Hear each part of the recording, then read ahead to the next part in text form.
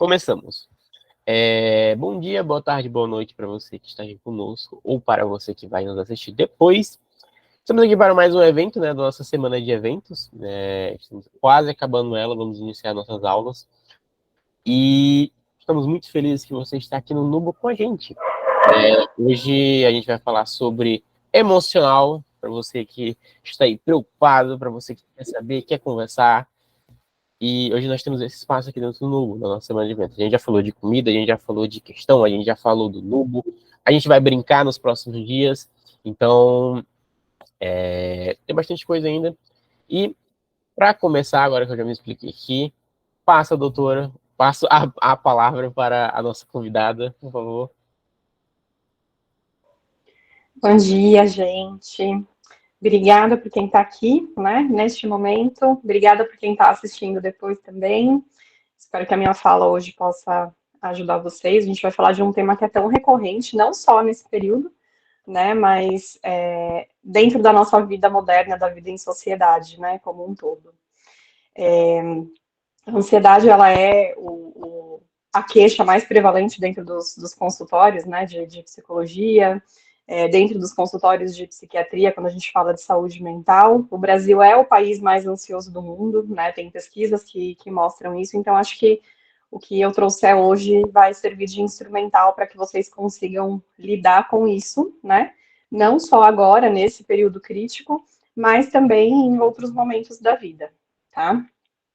Só queria avisar vocês que eu tenho cachorros, então pode ser que em algum momento vocês escutem alguns latidos aí no fundo, mas espero que não atrapalhe. Se de alguma forma atrapalhar, vocês podem pedir para eu repetir, enfim, a gente vai se ajustando nesse sentido, tá? Então, vamos lá. Vamos começar, né? Falar de ansiedade em tempos de vestibular. Como é que a gente se prepara sem acabar com o nosso psicológico, né? Então, só falando um pouquinho sobre mim, para vocês entenderem por que é que eu estou aqui falando sobre isso hoje. Eu sou psicóloga clínica com 10 anos de experiência. Eu me graduei em 2012 pela Universidade de São Judas Tadeu, graças ao ProUni e ao FIES, né? Eu sempre gosto de ressaltar isso. Eu sou da cidade de São Paulo, né? Nascida e criada na cidade de São Paulo. Hoje eu moro numa outra cidade que se chama Mogi das Cruzes, que é na região metropolitana de São Paulo. Eu fiz aprimoramento em psicologia e intervenção escolar também pela São Judas, em 2013. Eu sou especialista em terapia cognitivo-comportamental, que é uma das abordagens, né, dentro da psicologia, é a abordagem teórica e prática que sustenta aí o meu trabalho. Também sou psicopedagoga, eu sou voluntária do cursinho EASH USP, aqui de São Paulo, desde 2020, e também sou psicóloga voluntária da Associação Cultural Prateleira de Quadrinhos desde 2021. O Prateleira de Quadrinhos é um coletivo que pensa ações, né, na periferia. A gente tem uma Kombi, que é um acervo de histórias em quadrinhos, e a gente leva essa Kombi para alguns lugares da periferia de São Paulo, principalmente da Zona Leste, e faz essas ações, né, de democratização à leitura, a jogos de tabuleiro, então a inserção aí do mundo geek, do mundo nerd, também pensando nessa proposta voltada para a educação na periferia. Sobre essa oficina, né, eu gosto de chamar de oficina porque vai ter parte prática, tá? Então, no finzinho, a gente vai fazer aí um exercício juntos. Então, a gente vai hoje, a proposta, né, é que a gente fale sobre o que é a ansiedade. Eu vou trazer algumas considerações contextuais acerca do vestibular, contexto individual e contexto coletivo, e ações práticas para lidar com a ansiedade. Eu não sei se alguém aqui já viu alguma coisa minha em algum lugar, mas toda vez que eu vou fazer alguma oficina, eu sempre trago uma perspectiva um pouco mais crítica, né, dentro de um contexto que a gente vive. Então, lembrando que vocês são estudantes de cursinho pré-vestibular, né, que provavelmente estão aí nessa batalha, porque entendem que em algum momento, né, a educação pública foi falha, né, eu acho que, eu costumo dizer que os cursinhos só existem porque a gente, em muitos momentos, tem que fazer o papel que o Estado não faz, né, se o Estado funcionasse direito, a gente não precisaria existir, né, então, eu sempre trago essa perspectiva crítica, porque eu sei que vocês têm uma tendência, enquanto alunos de cursinho pré-vestibular, e eu também fui aluna de cursinho pré-vestibular, e faço vários atendimentos com alunos do cursinho que eu trabalho, a gente tem uma tendência a se culpabilizar pelos insucessos, pelos fracassos, pelas dificuldades, enfim, né? Então, eu acho que a gente lembrar desses contextos sociais, do contexto que a gente vivencia, fazer recorte de gênero, fazer recorte social, é importante para que a gente coloque a gente em perspectiva, né? Nós somos produtos de uma sociedade, a gente não está vivendo e se constituindo individualmente, independente das variáveis, né? Então, todas as minhas oficinas, elas têm essa proposta da gente entender o contexto e como é que a gente funciona dentro desse contexto, tá? Bom, então, eu não vou trazer uma aula sobre ansiedade, porque tem muita coisa para falar, né? Então, eu trouxe aqui alguns pontos que eu acho que são importantes para a gente entender, porque quanto mais informação a gente tem sobre um fenômeno, melhor domínio a gente tem sobre ele, tá? Então, a ansiedade, ela é dividida em duas categorias, que seria a ansiedade normal, né, entre aspas, porque eu nem gosto de usar essa palavra, mas seria considerado a ansiedade que não é patológica, e a ansiedade patológica. O que vai determinar se é uma ansiedade patológica ou não é a intensidade, os impactos que isso tem nas diversas áreas da vida e o nível de sofrimento, tá? Então, todo mundo experiencia a ansiedade várias vezes na vida em algum nível, né? Então, por exemplo, antes de começar essa oficina, eu estava ansiosa. Agora que eu já comecei, que a gente já conversou um pouquinho antes, que a gente já fez esse quebra-gelo, eu tô menos ansiosa, né? Isso não quer dizer que seja uma ansiedade patológica, porque ela não tem uma intensidade muito alta, não causa um impacto grande no meu funcionamento, no meu desenvolvimento e na minha função aqui, e não causa um nível de sofrimento muito grande. Então, ela é considerada uma ansiedade normal. A ansiedade normal, ela também pode ser considerada positiva no sentido de que ela prepara a gente para alguma coisa. Então, se a gente for pegar aí o contexto das provas, né, o contexto do Enem, por exemplo, todo mundo vai experienciar algum nível de ansiedade em relação ao Enem. Porém, a ansiedade positiva é aquela que vai te preparar para aquele momento. Então, por exemplo, se eu fico ansiosa porque eu tenho medo de chegar atrasada, né? Então, a possibilidade de chegar atrasada me causa ansiedade. Se eu uso isso ao meu favor, eu vou me preparar para não chegar atrasada, né? Então, eu vou ver o percurso antes, vou sair com antecedência, enfim, todas aquelas coisas, né? Então, só para vocês entenderem que nem toda ansiedade é patológica. Ela passa a ser patológica quando ela tem uma intensidade desproporcional ao que seria o que experiencia, né, a média da população, quando os impactos dela são muito grandes, de, por exemplo, eu fico tão ansiosa que eu não consigo fazer alguma coisa que eu precise, e o nível de sofrimento também é muito grande, tá? A ansiedade, ela é uma resposta fisiológica, quer dizer, é uma resposta do corpo à identificação de perigo real ou potencial, tá? Então, o meu cérebro identifica algum perigo real, alguma coisa que esteja ali acontecendo no momento, ou potencial, né? Então, o potencial pode ser alguma coisa que vai vir a acontecer, que pode acontecer. Mas o meu cérebro já identifica isso e aí o meu corpo começa a se preparar para isso, tá? Então, o meu corpo, fisiologicamente falando, ele dispara um mecanismo chamado de luta e fuga, né? Então, esse mecanismo, ele basicamente faz essa conversa, né, entre o cérebro e o corpo, e aí ele vai disparando vários sintomas físicos e cognitivos que têm a ver com esse mecanismo de luta e fuga, tá? É importante dizer que todos os nossos comportamentos, né, enquanto seres humanos, individualmente e socialmente, eles são comportamentos adaptativos. Então, o que quer dizer isso? A gente precisa pensar na ansiedade, né, em toda essa sintomatologia física, principalmente, que é o que é mais incômodo, e se a gente não conhece esses sintomas, a gente se desespera, achando que, sei lá, a gente está sofrendo um infarto, está tendo um ataque cardíaco, alguma coisa assim, e não é exagero, porque realmente é muito parecido. A gente tem que entender que são todos correspondentes físicos que têm a ver com a evolução da espécie, né? Então, se a gente pensar na gente enquanto aquele esquema de predador e presa, né? Então, digamos que nós fôssemos animais, numa selva. O mecanismo de luta e fuga, ele garantiu a perpetuação da espécie, né? Então, todos os correspondentes físicos que a gente tem hoje são relacionados a esses comportamentos e a essa sintomatologia que foi sendo aprimorada para garantir a manutenção da espécie. Então, por exemplo, quando a gente está ansioso, a gente sente formigamento nas mãos. Tem uma outra imagem que eu vou trazer um pouquinho mais para frente que fala bastante sobre isso. Formigamento nas mãos, algumas questões intestinais, né? Tem gente que fica com o intestino preso, tem gente que fica com o intestino solto, dá mais vontade de fazer xixi, a pupila fica dilatada, então a gente percebe que fica, né, com o olho um pouco mais aberto. Essa questão de formigamento que a gente sente, né, na pele, tudo isso tem a ver com o seu corpo se preparando para uma situação de luta e fuga, porque lembra que é uma resposta fisiológica a um perigo, né? Então, se existe um perigo, eu preciso lutar ou fugir. Então, tem a ver com essa questão de perpetuar a espécie, né? Atinge diversos órgãos, que são os sintomas físicos que a gente sente. Essas duas últimas informações são extremamente importantes quando a gente vai fazer manejo de sintomatologia ansiosa, tá? Então, a crise de ansiedade, ela tem uma duração limitada, que, em média, varia entre 10 e 30 minutos. Isso é importante a gente dizer, principalmente para quem tem ansiedade generalizada, que aí já seria uma ansiedade considerada patológica, que são aquelas pessoas que têm crises de ansiedade sem motivo aparente, tá? Ela não é uma ansiedade situacional, não é, por exemplo, eu ansiosa antes de começar a oficina com vocês ansiosos por causa das provas. Então, é uma ansiedade que ela é generalizada.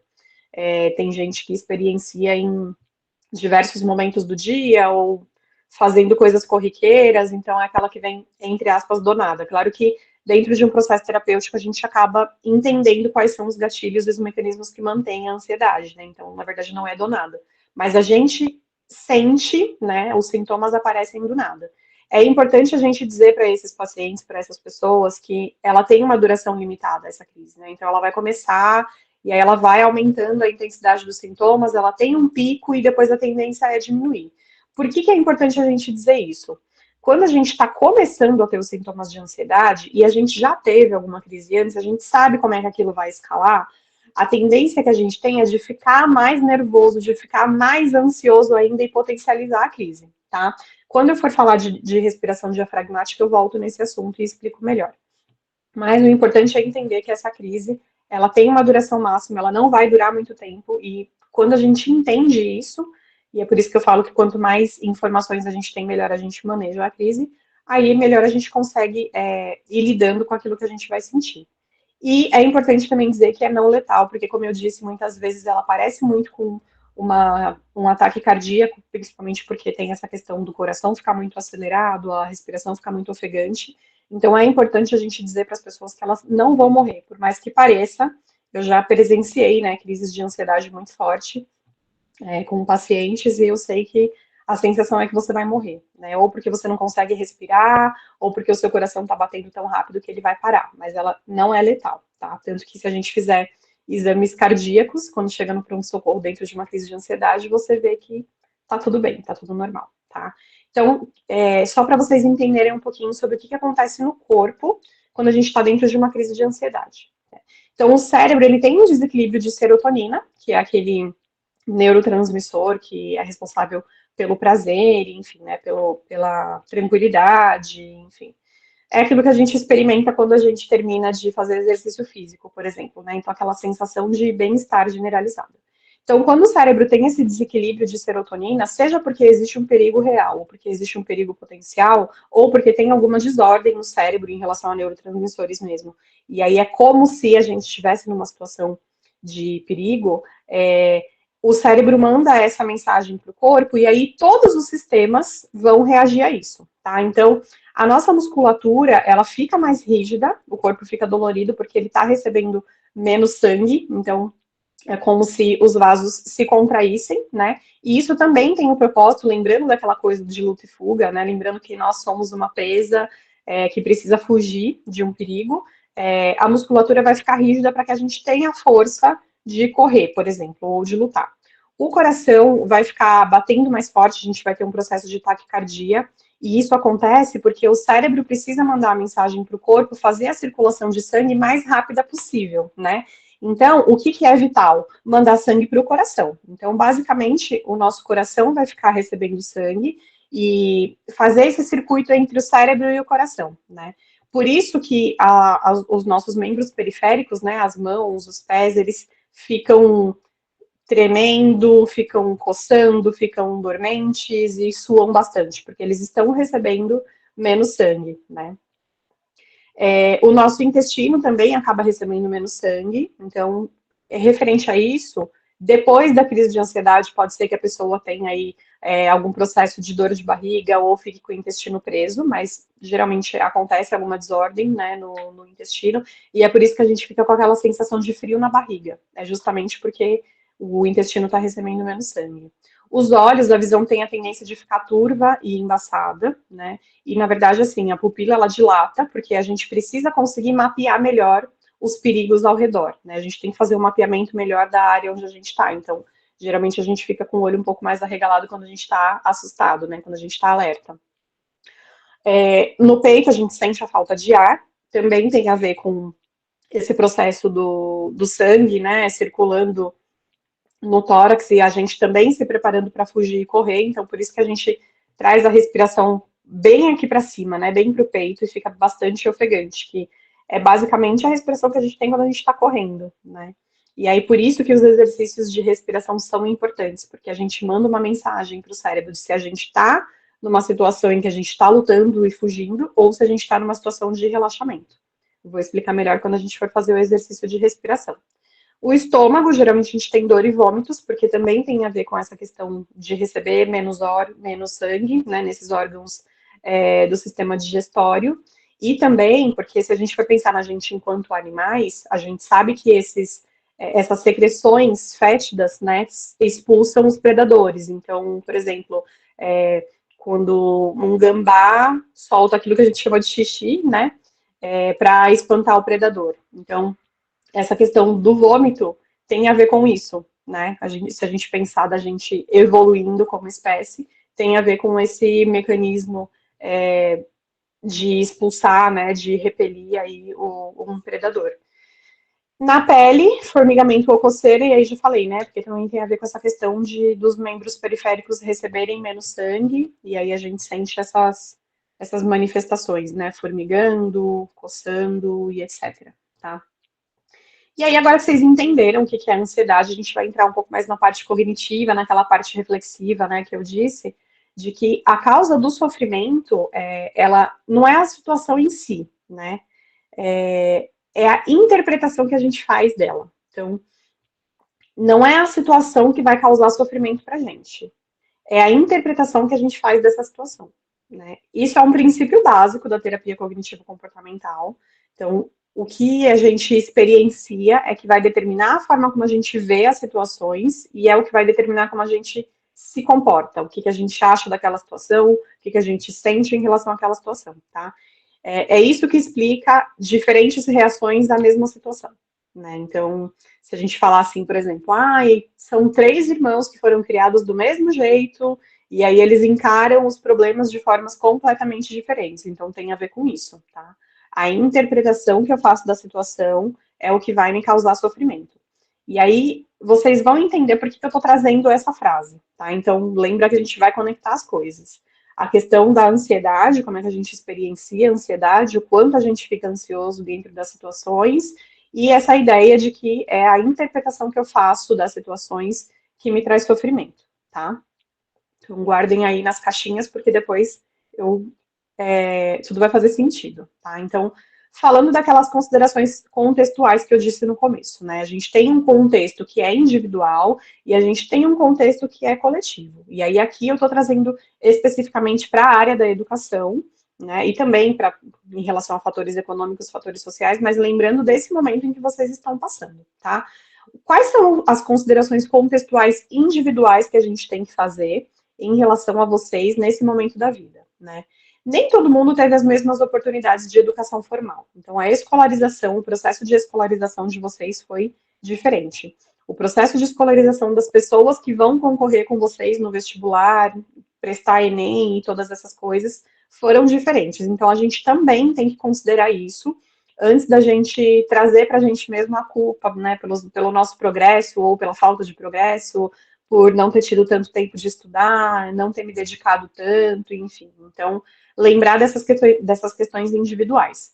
as oportunidades de educação formal são diferentes, os aspectos financeiros, cognitivos e emocionais também são diferentes, tá? Então, a gente tem situações diferentes individualmente e também coletivamente. Então, os fatores econômicos são diferentes, né? Vocês estão concorrendo com pessoas que têm uma situação econômica superior, né? Muitas vezes, e que tiveram acesso a outras questões individuais por conta dessas questões coletivas, né? Então, que tiveram a oportunidade de uma educação formal melhor, entre aspas, né? Que tem aspectos financeiros individualmente melhores. Então, a gente tem que lembrar do individual e do coletivo para a gente se colocar como indivíduo dentro dessa sociedade também, né?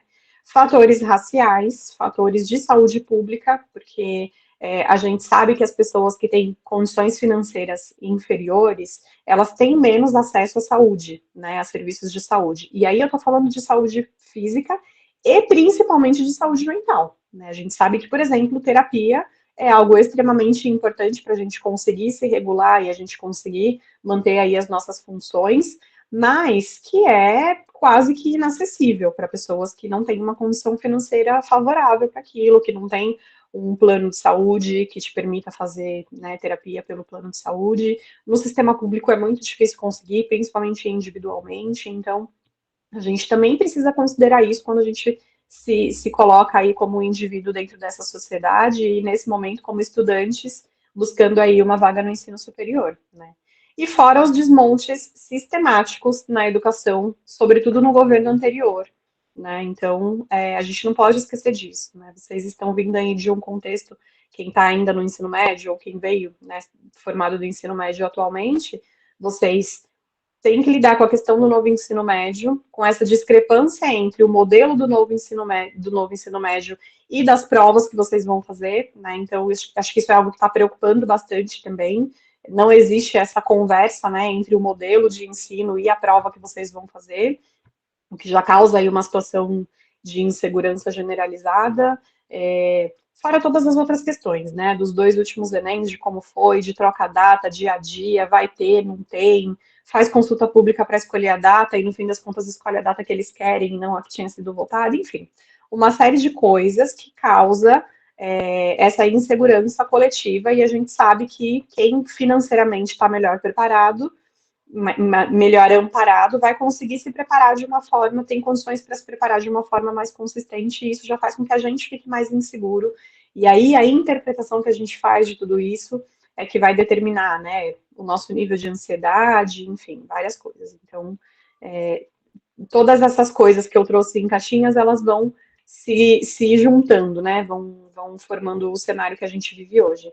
E aí eu trouxe aqui uma frase do meu artista preferido, que é o Emicida, que eu acho que fala muito sobre esse momento, assim, né, sobre essa questão da gente entender quem é que tem o poder em relação a todas as questões coletivas que a gente vive e o quanto que quem é menos favorecido economicamente ou está dentro de populações, né, minoritárias acaba sofrendo, né? Então, é um trecho da música Principia, que está no álbum Amarelo, que fala assim: as vozes em declive na mão desse Barrabás, onde o milagre jaz, só prova a urgência de livros perante o estrago que um sábio faz.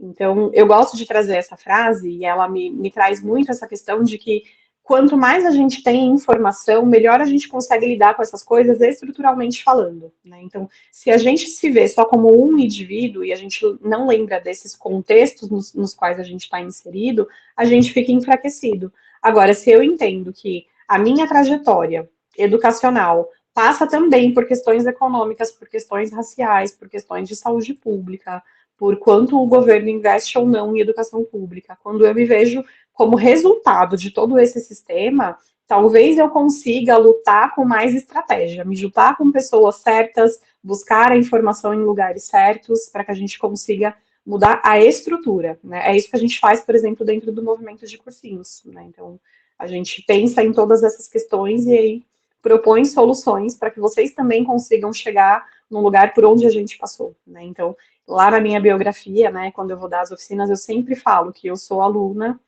de uma das melhores universidades públicas, aliás, privadas, de São Paulo, mas porque eu acessei programas do governo, né? Eu fiz faculdade só por causa do ProUni e do FIES, porque eu também venho de uma família que não tinha dinheiro para custear, né, a universidade, enfim. E aí, o meu desejo de estar hoje aqui no movimento de cursinhos populares, ajudando vocês a se instrumentalizarem para acessar o ensino superior, e aí trazendo também todo esse contexto, né, também é uma expressão de resistência, assim, né? Eu acho que o que a gente está fazendo hoje é uma expressão de resistência, é a gente dizendo, eu passei por lá e eu vou levar os meus para lá também, né? Então, eu acho que a gente precisa pensar desse jeito para a gente continuar fomentando aí essa luta, estruturando, né, o nosso povo, né, estruturando os nossos para que a gente esteja cada vez mais forte e a gente adentre sim esse universo, né, acadêmico em que a gente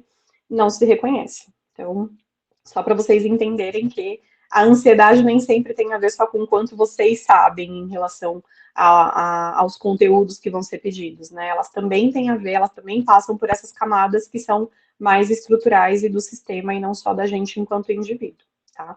E aí eu trouxe alguns dados que são do ano passado, né? Eu peguei esses dados no Portal Quedu, no Instagram do Portal Quedu e do Mapa Educação. São dados que mostram o que foi esse processo de pandemia, né, em relação à educação formal, e aí como é que eles reverberaram.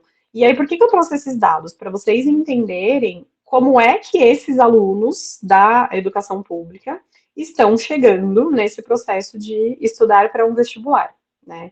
E aí, quando eu digo esses alunos, é a realidade de vocês, das pessoas que estão ao redor de vocês, né? Então, vocês estão inseridos também dentro dessa amostra, né? Não exatamente dessa, porque essa fala do quinto ao nono ano, mas eu estou dizendo enquanto estrutura, enquanto sistema educacional, tá? Então, a Fundação Lehman encomendou essa pesquisa, né? E aí o IED, que é o gestor desse portal Quedu, calculou o percentual de estudantes brancos e pretos em nível de aprendizado adequado, tá? Então, eles analisaram o desempenho de estudantes do quinto ao nono ano do ensino fundamental em matemática e em língua portuguesa, e eles fizeram essa análise por raça em nível socioeconômico. Então, aí, o que esse estudo mostrou? Se a gente for falar de aprendizado adequado no nono ano do ensino fundamental em matemática, 25,8% dos estudantes brancos estão com aprendizado adequado em matemática e 11,9% dos estudantes pretos estão com o ensino adequado, o aprendizado adequado em matemática no nono ano do ensino fundamental. Então, olha aí, né? Mais do que o dobro dos estudantes brancos em relação aos pretos possuem um ensino adequado, né? Quando a gente fala de língua portuguesa, também do nono ano, 46% dos estudantes brancos têm um nível de ensino adequado e 27,4% dos estudantes pretos têm um nível adequado. Então, aí a distância está muito maior e a gente está falando de língua portuguesa, né, que é algo extremamente básico, assim. Então, só para vocês entenderem desse recorte de raça, como é que os estudantes pretos estão chegando aí nessa corrida, né, sobre o vestibular. E aí, outros dados que eu achei importante trazer do Mapa Educação. Esses são dados do ano passado também, tá? O INEP omite dados do Enem de 2020. Queda de inscrição no SISU de 2022 foi de 15,6%. E aí, no último quadro, tem o número de inscritos, de inscrições no SISU por ano, e aí, tipo, foi caindo muito, né? Então, só para vocês entenderem que o ensino acadêmico, ele é cada vez mais branco e heteronormativo, né? Então, a gente precisa entender que a população que acessa os cursinhos populares não é a população que está sendo favorecida quando a gente fala de educação, né? Então, o que isso mostra pra gente? O que a gente vai introjetando? Que tem cada vez menos pessoas parecidas com a gente lá dentro, e não qual é a crença que a gente vai criando, de que lá não é o meu lugar, né? Mas, como eu disse lá no começo, a gente está fazendo o trabalho que o Estado não faz, né? Então, vocês estão aqui buscando aprimorar o ensino de vocês, lutando contra, né, todos os empecilhos, né, nadando contra a corrente, e vocês vão conseguir chegar lá, né? Pode não ser esse ano, mas aí ano que vem vocês vão e fazem de novo o cursinho, e aí em algum momento vai acontecer, tá? O importante é vocês entenderem que vocês estão buscando se aprimorar em lugares que estão pensando todas essas coisas para que vocês consigam acessar, tá? E aí, agora em relação às questões práticas, né?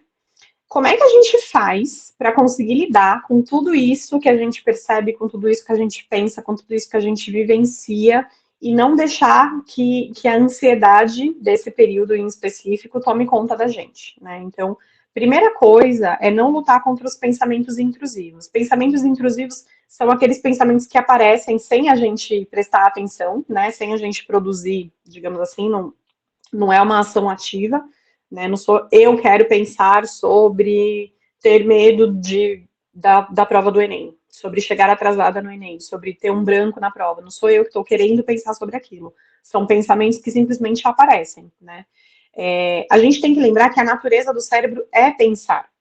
Um pensamento vai trazer um feixe de pensamentos. Então, um puxa outro, que puxa outro, que puxa outro, que puxa outro. E aí, a primeira coisa que a gente faz para não ter que lidar com isso é falar, putz, não vou pensar nisso. Mas quanto mais a gente tenta não pensar, mais a gente pensa, né?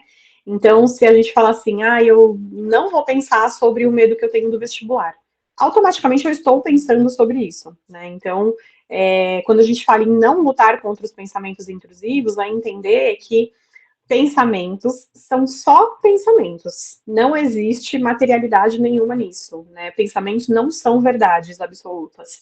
Então, deixa o cérebro pensar, deixa ele produzir pensamentos e daqui a pouco você está distraído com outra coisa e não está mais pensando naquilo, né? Então, são pensamentos que aparecem automaticamente e se a gente ficar tentando lutar contra eles, provavelmente a gente vai produzir mais pensamentos, né? Então, a tendência é que a gente faça isso, mas tentem fazer esse movimento ativo de só deixar os pensamentos virem e passarem, tá?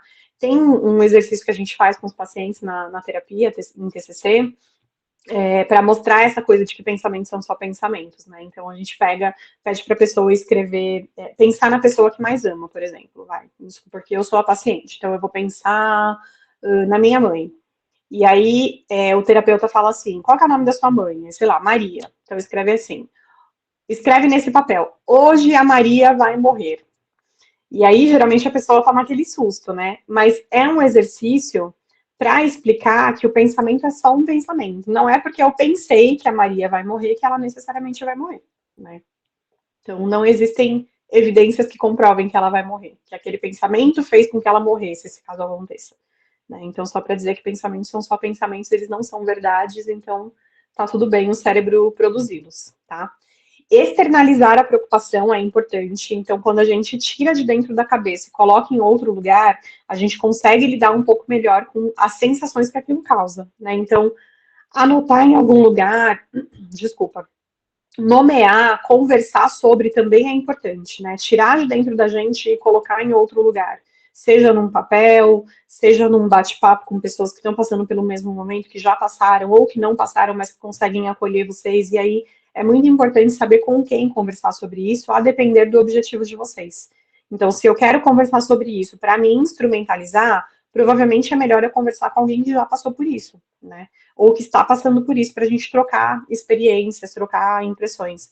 Se eu preciso que alguém só me acolha, então provavelmente alguém que ou já passou, mas pode me dar esse acolhimento por saber fazer isso, ou alguém que seja muito bom de acolhimento, independente de qual tema, né? Então eu também preciso entender qual é o meu objetivo ao externalizar, para que eu escolha a pessoa que vai conseguir cumprir com aquele objetivo, tá?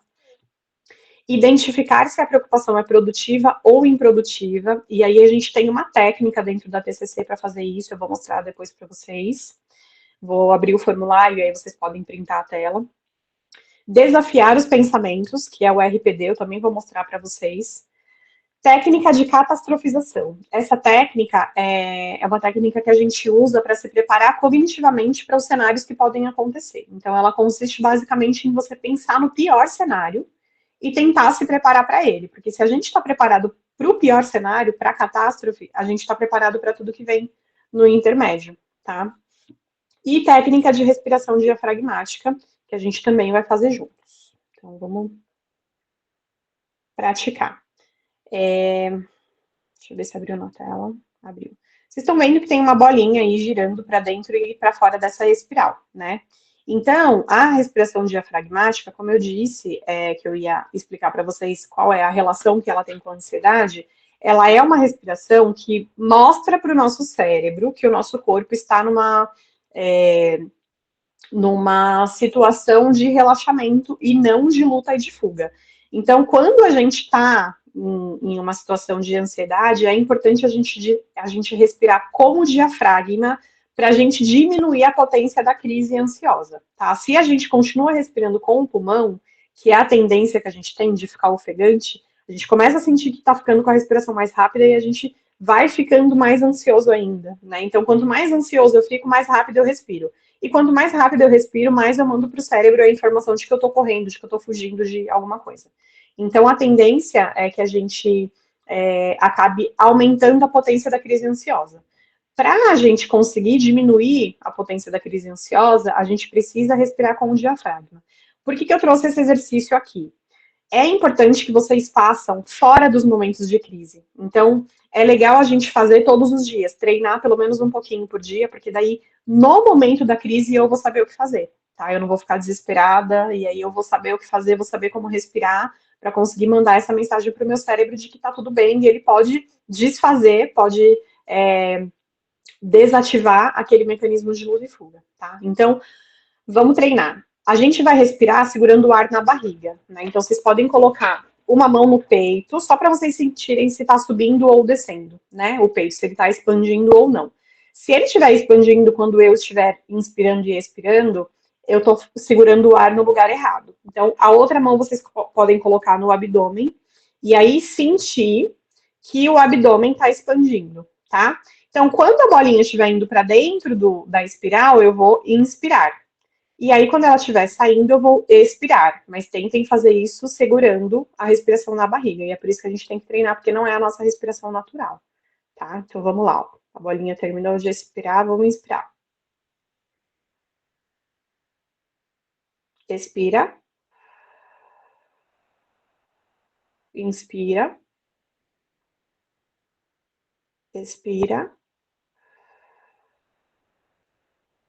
Inspira. Expira.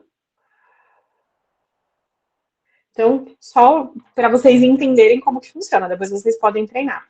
Se vocês sentirem também que a bolinha está indo rápido demais em relação à respiração de vocês, vocês podem adaptar, tá? É que geralmente a gente faz isso porque também é como se fosse uma técnica de meditação. A gente está dando um objeto para nossa mente se preocupar e aí a gente esquece da crise de ansiedade que está surgindo, tá? Precisa treinar, porque, como eu disse, não é a nossa respiração natural. Quando a gente é bebê, a nossa respiração natural é essa. Tanto que se vocês observarem um bebê dormindo, a barriguinha vai inflar e vai diminuir, né? Parece uma bexiguinha. Então, quando a gente é bebê, esse é o tipo de respiração que a gente faz. É por isso que, por exemplo, os bebês conseguem nadar também, né? Naturalmente. Mas depois a gente vai trocando, né? Esse tipo de respiração e a gente vai fazendo uma respiração muito mais pulmonar do que diafragmática. Então, é importante que vocês treinem para que no momento da crise vocês consigam fazer, tá bom? E também, como eu disse, dá para usar como técnica de meditação, que é cientificamente comprovado que potencializa a memória, potencializa processos de atenção. Então, para esse momento também é muito importante, tá bom? Aqui eu trouxe algumas indicações de aplicativos que vocês podem baixar no celular. Os outros dois não abriram. Mas depois deixa eu voltar para ver se abre. Realmente não abriu. Esse brief, que é o que está aparecendo, Relaxe e Foque, é específico para exercícios de respiração. Os outros dois que eu trouxe, eles são para exercícios de meditação, tá? Depois eu mando direitinho o nome para o Lucas e aí ele pode passar para vocês, ou vocês também podem me mandar mensagem e me perguntar. Mas os outros dois são mais voltados para... Também tem exercícios de respiração, mas são mais exercícios voltados para meditação, tá? O brief é legal para fazer essa técnica de respiração e eu acho legal para pessoas ansiosas terem no celular, porque no momento da crise de ansiedade vocês conseguem abrir, focar ali, esquecer do externo, né? E aí diminuindo as crises de ansiedade também, tá? Então, gente, era isso que eu tinha para trazer para vocês. Eu vou mostrar os formulários agora. E aí depois a gente para a gravação e abre a nossa conversa, tá? Bom, deixa eu trocar aqui de guia.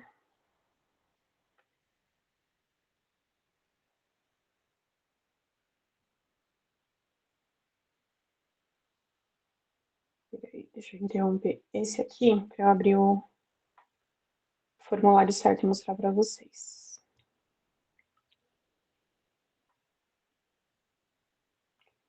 Então, primeiro vai ser o das preocupações produtivas e improdutivas, né? Vamos ver se vai aparecer. Deixa eu aumentar aqui para vocês enxergarem.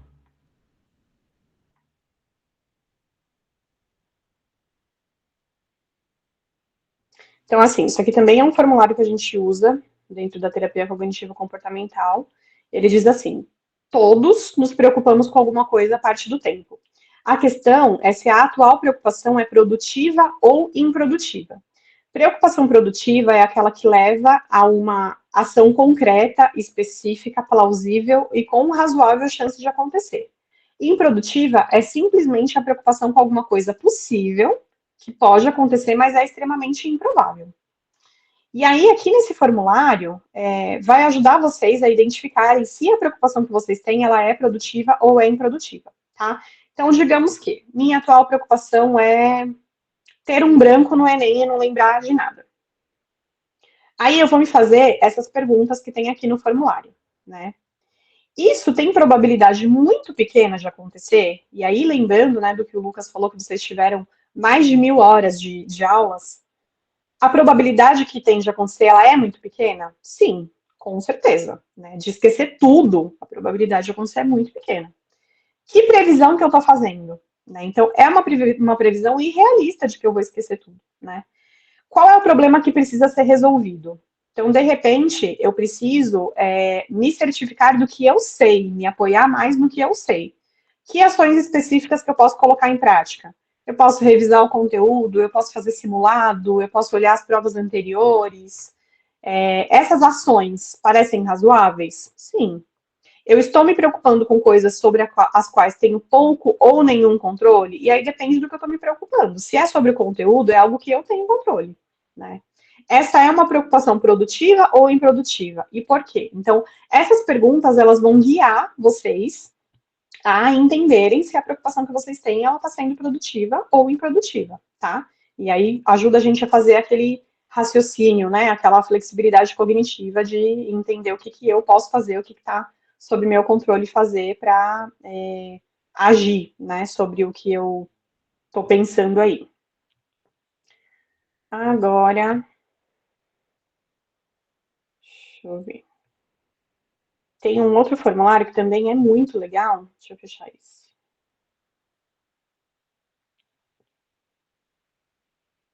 Que é para ajudar vocês a flexibilizarem o pensamento, tá? As crenças de vocês em relação ao que vocês estão pensando no momento.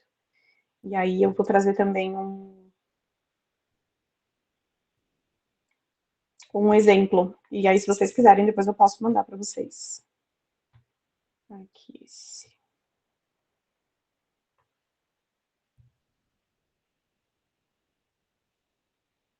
Vocês estão conseguindo enxergar? Porque eu estou vendo na tela do celular e tá bem pequenininho. Assim, acho que é melhor. Então, isso daqui também é uma outra ferramenta que a gente usa na TCC, que se chama RPD, Registro de Pensamentos Disfuncionais. Então, o que são pensamentos disfuncionais? São aqueles que a gente tem e que mudam o nosso humor para negativo, digamos assim, e que não ajudam a gente a resolver o problema que a gente tem, tá? A gente também tem comportamentos disfuncionais. Então, por exemplo, a situação aqui é a apresentação de TCC. Aí, aqui nessa segunda coluna, está escrito pensamentos e nível de crença. Então, quais pensamentos que eu tenho em relação a essa situação de apresentação de TCC? Eu vou gaguejar e vão rir de mim.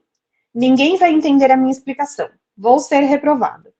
Quais são as emoções que são causadas por esses pensamentos e o nível de intensidade? Então, diante desses pensamentos, eu sinto ansiedade, sinto tristeza e sinto dor de barriga. Tá? Aqui nas emoções a gente pode colocar tanto correspondentes cognitivos, né, fisiológicos, também os pensamentos que a gente tem e as emoções que a gente experiencia no corpo. Então, por isso que eu coloquei a dor de barriga também. E aí, antes e depois, o nível de crença que eu tenho, o nível que eu sinto isso, antes e depois de fazer esse exercício, tá? Eu vou explicar, vai ficar mais claro. Então, quais são as evidências que reforçam o pensamento?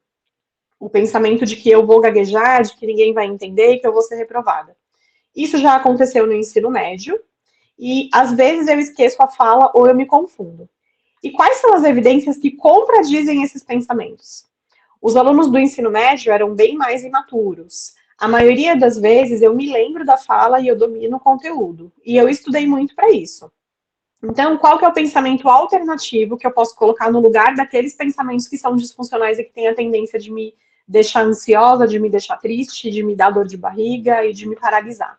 Né? Como é que eu posso reconfigurar esses pensamentos depois que eu busco quais as evidências que reforçam e que contradizem ele?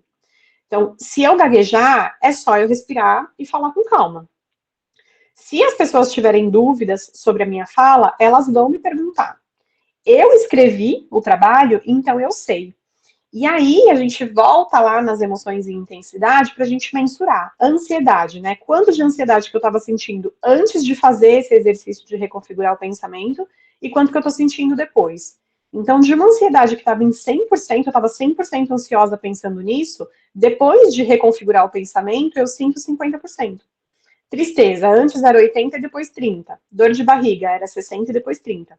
Então, aqui é só um exemplo para vocês entenderem como é que a gente vai levando o paciente a fazer essa reconfiguração dos pensamentos que são disfuncionais, porque eles têm uma tendência de ser catastróficos, mas a gente consegue reconfigurar e buscar evidências para a gente flexibilizar pelo menos um pouquinho aí o pensamento, tá? Então, são esses os formulários que eu queria apresentar para vocês. Depois eu posso passar, se vocês tiverem interesse, vocês me falem, né? Entrem em contato com o Lucas, ele passa meu contato, enfim. E eu acabo disponibilizando para vocês. Mas era isso que eu tinha para trazer, espero que tenha ajudado. E aí, agora, se tiver tempo, né? Não sei aí quanto é que a gente tem de tempo, a gente pode abrir para conversar, tá bom? Tem mesmo tempo? Dá para criar tempo, sim. Então, eu vou finalizar a gravação agora. Muito obrigado, doutora. Ainda temos os nossos passos, tá, gente? Mas para você que acompanhou a gente até agora, essa foi a nossa oficina.